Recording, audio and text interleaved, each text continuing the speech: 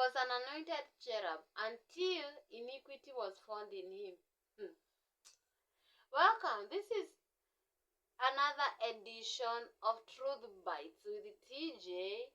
So, one thing that made me fear is that Lucifer was a cherub, right? He was in the level of, we only have 3 angels that we know their names in the Bible. Only 3. Of all the billions and billions of angels, we only know of Michael, Gabriel, and Lucifer. And all of them had their own. Michael is for warfare, Gabriel is for welfare, and Lucifer was for worship. And that is where you and I came in. You and I came to replace Lucifer, to bring worship to God. That's why our worship should be a sweet fragrance into the nostrils of God.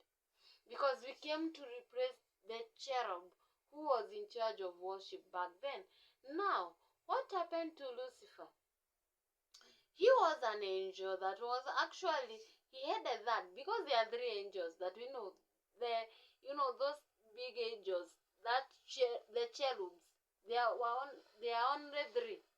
There were 3, right? So every angel had a third of angels beneath them.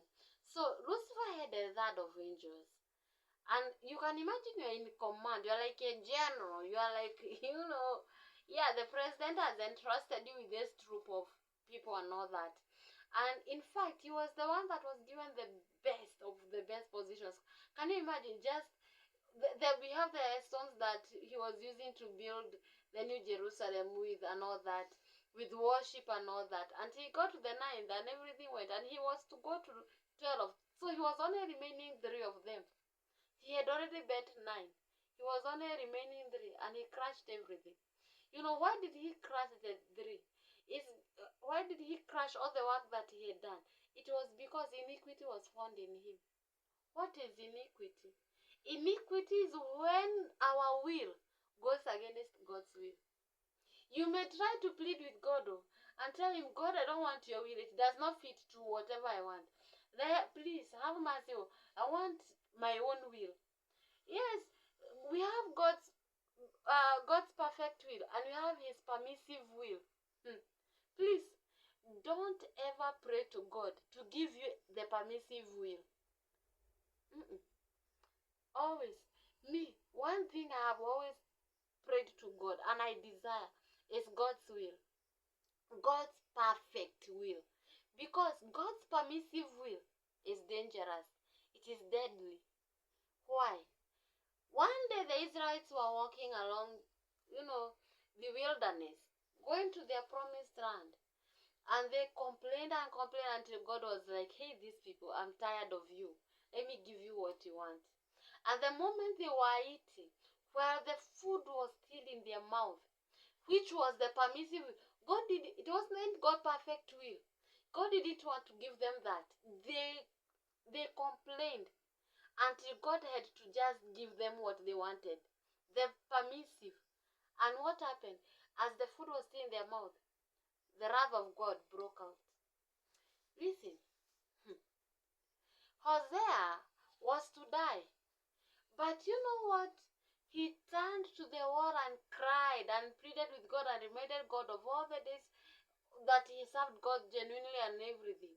And God gave, God's perfect will was for him to die at that time. But what happened? When this guy looked at the wall and cried, now, at the end of the day, God added him 15 more years. And what happened within those 15 more years? He birthed the child that became a terror to the kingdom of God, a troubler to the kingdom of God. So what would have been better? Him dying at the perfect will or him receiving the permissive will? Hey, young people, listen. Never ever at any time. I'm pleading with you. You may choose to do it or not. I would urge us. Let us walk with God's perfect will. It pays so. It does pay. Don't rely on God's permissive will. It is destructive at times. It is painful at times. Let us ask God. Let us call to God and ask him for his perfect will. Right? Let us, because if iniquity is found in us, when our will goes contrary to God's will, then anytime you may be spewed out of the mouth of God. And now, if God spews you out of his mouth, where do you end up to? We all have the answer to that, right?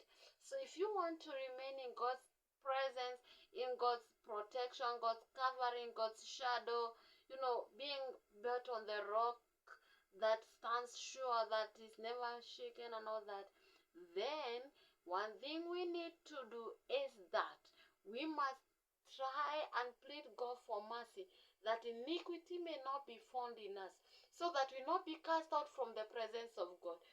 The moment Ichabod sets in, Achan did a mistake. They went into the warfare and he took some linen clothes and all that, and he hid them in the house. Now, calamity broke up in the camp of Israel until Joshua asked, what has happened? Only for Achan to say, no, I'm the one that did this and this. Now, Ichabod had already said, because the moment the glory of God departs, that one we are going to look at it tomorrow. We are going to look at it in the next video. God bless you. Let's meet in the next one, right? Yeah. Bye.